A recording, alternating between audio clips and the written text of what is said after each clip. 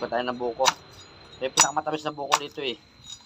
Sa sa 500 puno ng buko dito, ng nyog. Ito ang pinakamatamis. Pwede na! Isang to. Ay, hindi ko pinapabawasan to eh. Ayun, may darating tayong bisita, kaya nagpababa ako ng kabuwig. Ngayon, titikman naman natin. Para kasi itong tubo. Tamis. Parang tubo ang sabaw.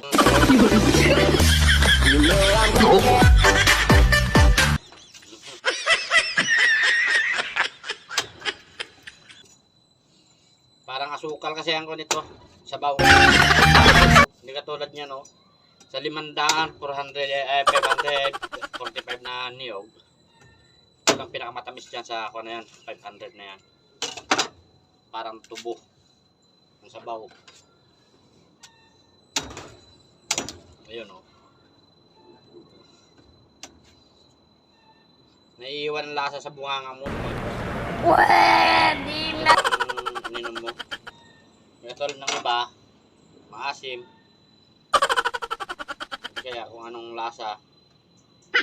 Naman pa lang, sarap.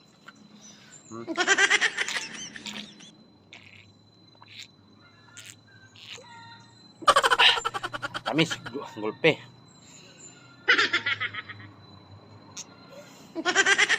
Walang pinagkaiba sa katas ng tubo to.